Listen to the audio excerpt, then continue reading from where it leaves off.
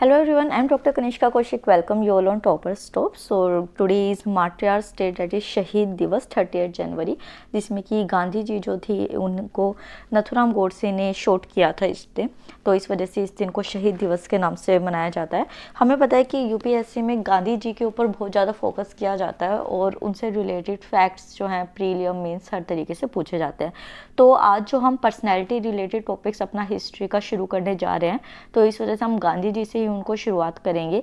ये आपका UPSC civil services, UP PCS and UPSC EPFO के लिए ये बहुत ज़्यादा इंपॉर्टेंट वीडियो होने वाली है, क्योंकि पर्सनैलिटी रिलेटेड क्वेश्चन जो है ईपीएफओ में सबसे ज़्यादा पूछे जाते हैं। तो चलिए वीडियो को शुरू करते हैं आज हम। तो सबसे पहले गांधी जी का एक ब्रीफ इंट्रोडक्शन से शुरू करेंगे। ये एक सोशल रिफॉर्मिस्ट थे इंडियन इंडिपेंडेंस मूवमेंट के, जिन्होंने कि satyagraha that is non violent resistance की फॉर्म से अपने जो स्ट्रगल को, इंडिपेंडेंस स्ट्रगल को आगे बढ़ाया और भारत को इंडिपेंडेंट बनाया। इनका जो जन्म था वो 2 अक्टूबर 1869 को पोरबंदर गुजरात के अंदर हुआ था। ब्रीफ प्रोफाइल अगर इनकी देखें कि इनका कैरियर जो था वो किस तरीके से रहा था, तो ये एक बैरिस्टर उस टाइम कहा जाता था, लॉयर थे ये। उसके बाद ये एक पॉलिटिशियन बने, सोशल एक्टिविस्ट बने एंड बाद में ये लीडर बने, जो कि नेशनलिस्ट मूवमेंट के लीडर भी बाद में बन गए थे against the British rule of India. Satyagraha की जो शुरुआत थी वो किस तरीके से हुई थी, तो आपको याद रखना है कि सत्याग्रह की स्टार्टिंग जो है वो हमारी इंडिया में नहीं हुई थी, वो साउथ अफ्रीका में 1893 से 1915 के टाइम पीरियड के बीच में हुई थी। यहाँ पे बेसिकली क्या होता था कि साउथ अफ्रीका में जो इंडियन थे उनमें रेसिज्म वाला फीलिंग जो था वो बहुत ज़्यादा था।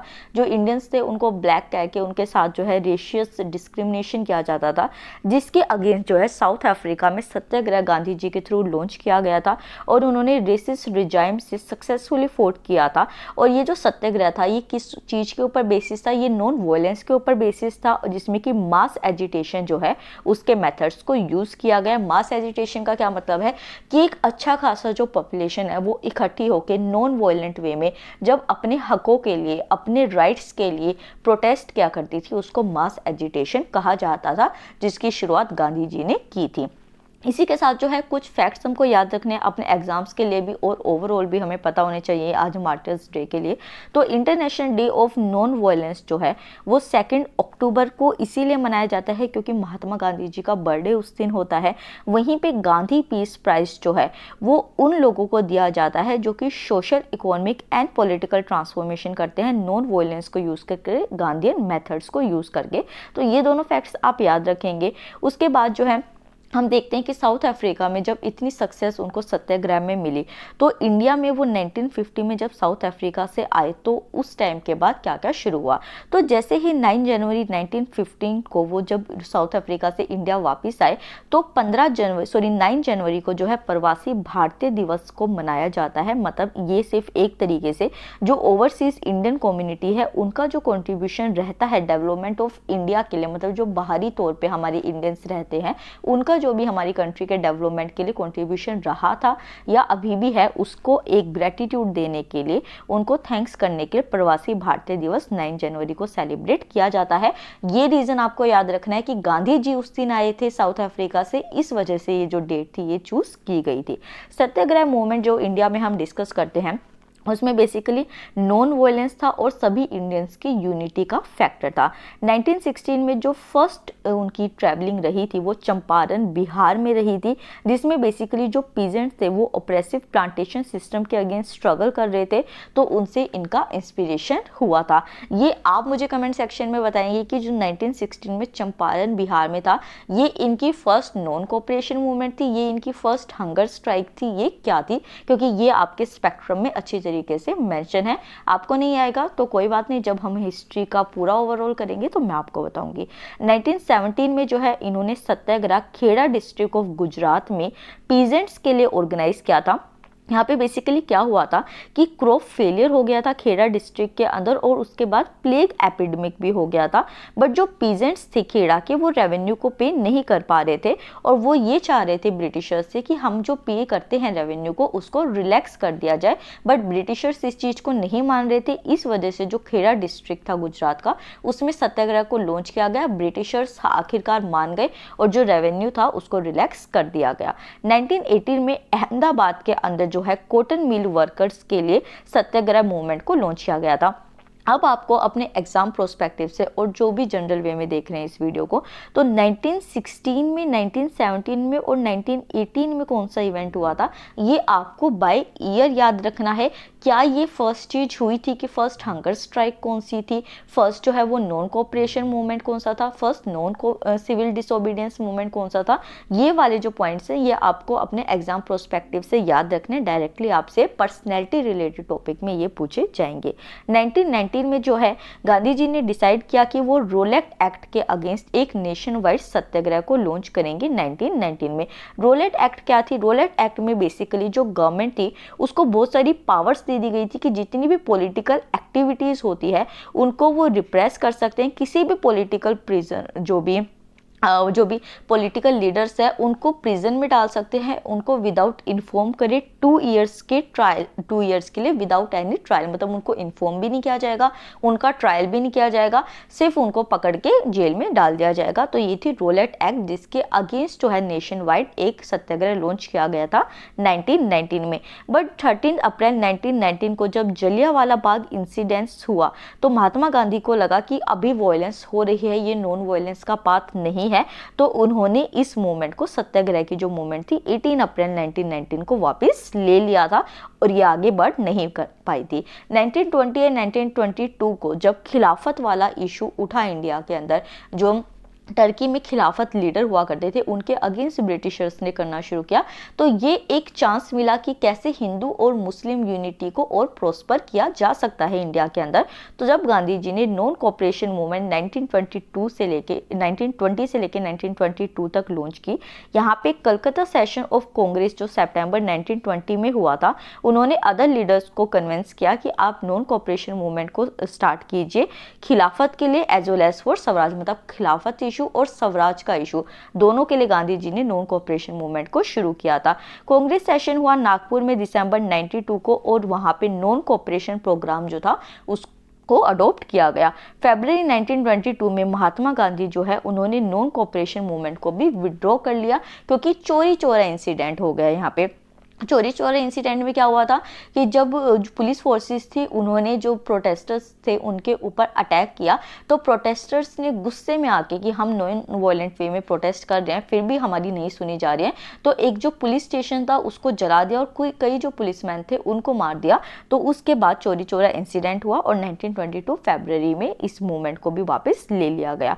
उसके बाद देखते हैं कि सोल्ट मार्च या फिर जो सिविल डिसोबीडियंस मूवमेंट थी उसमें क्या हुआ। तो कुछ साल तक जब नॉन कोऑपरेशन मूवमेंट एंड हो गई थी, उसके बाद महात्मा गांधी जी ने कंस्ट्रक्टिव वर्क किया, मतलब कि जो अनटचेबिलिटी के इश्यूज थे, चरखे के इशू थे, एक कॉटेज इंडस्ट्रीज को सेटअप करना, हैंडीक्राफ्ट्स को सेटअप करना, ये वर्क करे कंस्ट्रक्टिव, मतलब कि सोशल रिफॉर्म वर्क्स के। 1930 में सिविल डिसोबीडियंस मूवमेंट को स्टार्ट किया गया by breaking the salt law. तो सोल्ट लॉ को ब्रेक करके उन्होंने ये चीज़ की शुरुआत की। स्टेट जो है, मतलब बेसिकली जो उस टाइम गवर्नमेंट हुआ करती थी उसके पास मोनोपोली हुआ करती थी, मतलब राइट हुआ करता था कि जो सोल्ट की मैन्युफैक्चरिंग और सेल होगी वो गवर्नमेंट करेगी। तो इस चीज़ के अगेंस्ट की नमक पे तो हर किसी का अधिकार है, गांधी जी ने इस चीज को लॉन्च किया। मार्च जो था वो 240 माइल्स का था। गांधी जी जो है उन्होंने साबरमती अपने गुजरात से जो है वो शुरू किया था टाउन ऑफ डांडी तक। वहाँ पे इन्होंने गवर्नमेंट की लॉ को जो है वो तोड़ दिया था by boiling sea water to produce salt. तो उन्होंने यहाँ पानी को उबाल के सी सोल्ट प्रोड्यूस किया था। उसके बाद शुरू हुई क्विट इंडिया मूवमेंट, जब वर्ल्ड वॉर सेकेंड शुरू हुआ 1939 से 45 के बीच में। यहाँ पे जो नेशनल स्ट्रगल था वो अपने लास्ट क्रूशियल फेज में एंटर हुआ था और गांधी जी की यहाँ पे बहुत ज़्यादा इंपॉर्टेंस थी। यहाँ पे सर स्टैफोर्ड क्रिप्स आया, मिशन आया, जो कि पूरी तरीके से फेल हो गया, किसी ने भी उसको एक्सेप्ट नहीं किया। ब्रिटिश कैबिनेट मिनिस्टर थे जो कि मार्च 1942 में आए थे, बट ये ऑफर गांधी जी को दिया, बट ये अनएक्सेप्टेबल रहा। तो इसके बाद जो है ब्रिटिश जो थे वो एंकरेज हो रहे थे धीरे धीरे कि हाँ भाई अब जो फोर्सेस है इंडिया के अंदर वो बहुत ज़्यादा बढ़ती जा रही है और अब हमें जो पावर है वो देनी ही पड़ेगी। बट इस टाइम भी ब्रिटिशर्स जो थे उन्होंने कम्युनिकल फैक्टर्स जो फोर्सेस जो थी उनको यूज़ करने की कोशिश की कि ताकि जो है मुस्लिम एंड हिंदूज जो हैं उनके बीच में इश्यूज अराइज हो सके। और ये वाला जो था, मतलब बेसिकली जब इमीडिएट विड्रॉल हो गया इंडिया से 1942 के बाद ब्रिटिशर्स का उसको क्विट इंडिया मूवमेंट के नाम से जाना जाता है।